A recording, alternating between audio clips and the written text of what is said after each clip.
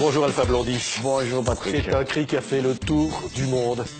Votre colère, il n'y a pas d'autre mot, hein, après ces images scandaleuses d'esclaves vendus en Libye. Vous avez envoyé un message, Alpha, un message au monde. J'ai envoyé un message au monde, j'ai envoyé un message aux présidents africains.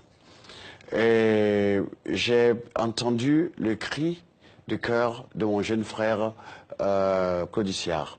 Je n'avais pas encore vu l'élément. Ouais, c'est ma fille Sarah qui après m'a fait voir l'élément. Alors là, je t'avoue que j'ai pris ça de façon personnelle. Ouais, regardez, on va voir la vidéo, parce que cette vidéo, elle a fait le tour du monde. Hein. C'était enregistré au Brésil, comme ça, tout de suite.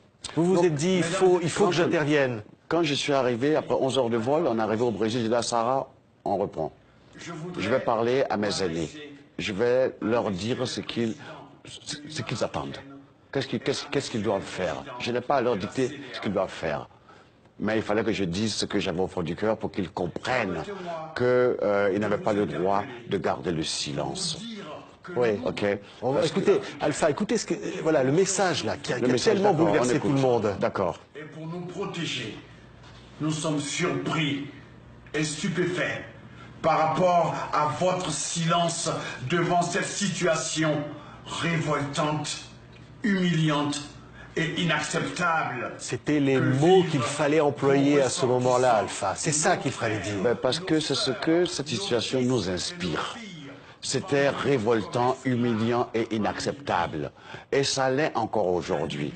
Écoutez, je voudrais, avant de continuer, par rapport à la réaction qu'ils ont eue, je voudrais dire merci à mon aîné, le président Alassane Ouattara, à Macky Sall, au président Biya, parce qu'ils ont tout de suite envoyé des avions aller chercher des migrants. Oui. Ok. Et puis, je crois que d'autres continuent d'envoyer des avions.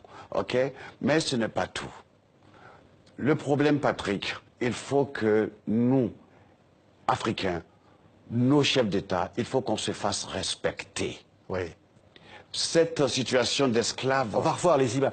Alpha, c'était sur CNN. C'est une journaliste qui a montré ces images qui ont révolté le monde. Des hommes comme des marchandises. Ben, attendez. La presse... J'ai pas envie de parler de la presse française, qui souvent fait des reportages en Afrique. Ok. Mais la Libye, c'est en Afrique. Ok. Ils n'ont pas vu ça. Il fallait que ce soit CNN. Je passe. Mon problème, c'est la preuve que le continent africain, nos représentants, ne sont pas unis. Ils ne sont pas unis. Et il faut qu'ils apprennent à prendre des initiatives. Il ne faut pas qu'ils attendent les ordres qui viennent d'ailleurs. Ils ont des services de renseignement. Qu'est-ce qu'ils font ceux-là? Oui. Là, vous les accusez de ne pas avoir agi. Je déplore leur silence. Je déplore le fait qu'il a fallu que CNN parle. Et même quand nos enfants se noyaient, il a fallu que l'Union européenne, soulève ce sujet-là. Pourtant, ce sont leurs citoyens. C'est leur responsabilité. Et je voudrais dire ceci. Je voudrais dire que faut pas que nos présidents africains aient cette mentalité d'assister. C'est cette mentalité d'assister qui nous met en retard. Il faut qu'ils apprennent à être les vrais représentants de notre souveraineté. Ça veut dire quoi? Ça veut dire que l'Union africaine, sur 100 présidents, peut-être 90 sont des marionnettes. Il faut que ça cesse. Il faut que les présidents qui ont été élus, choisis par le peuple, prennent les devants. Et qu'ils ne suivent pas le mimétisme coupable et complice des marionnettes qui siègent à l'Union africaine. Nous voulons être un peuple respecté. On n'a pas besoin de charité, de mendicité. L'Afrique a tout pour s'en sortir. Ça fait 60 ans qu'on nous promet qu'on nous aide. On ne veut pas de cette sorte d'aide. On n'est pas des mendiants. Oui. On a le pouvoir humain, on a l'énergie de matières premières, on peut s'en sortir. Qu'est-ce que vous pensez, Alpha, du discours du président français Emmanuel Macron à Ouagadougou qui a reconnu d'abord les crimes de la colonisation et qui a appelé finalement à sortir de cette relation-là. Mais écoutez, d'abord, je vais dire à M. Macron qu'on ne l'a pas attendu, lui, pour qu'il vienne nous dire ça. On en est conscient. Cette leçon, il la garde pour lui. Vu après comment il s'est comporté avec le président Kaboré, il fallait que son protocole, son chef de protocole, lui dise qu'un jeune comme lui n'a pas le droit de tapoter sur la joue un président, un aîné, qui pourrait être son père. C'est très important. Ok, c'est maladroit, mais je lui accorde des circonstances atténuantes. C'est la faute à son protocole. Mais lui qui parle qu'il faut qu'on change, c'est une nouvelle façon de voir. C'est pas la France-Afrique. Il veut rompre finalement avec la France-Afrique. Mais c'est pas en tapotant l'autre sur la joue qu'on rompt. C'est une façon de l'infantiliser.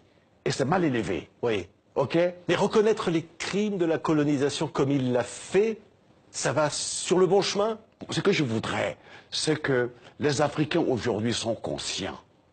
Moi, ce que je voudrais dire, que tous les jeunes Africains qui sont dans les grandes universités, qui voient comme ça nos chefs d'État patauger, qu'ils prennent l'exemple d'un pays que je connais, la Côte d'Ivoire, qu'ils fassent entrer des jeunes forces, des jeunes énergies, des cerveaux qui sont ici en Europe, aux États-Unis, en Angleterre, en Allemagne, pour que ceux-là derrière puissent donner des conseils et aider nos présidents à avoir un peu de dignité. Oui. Mais qu'est-ce qu'ils peuvent faire, ces jeunes?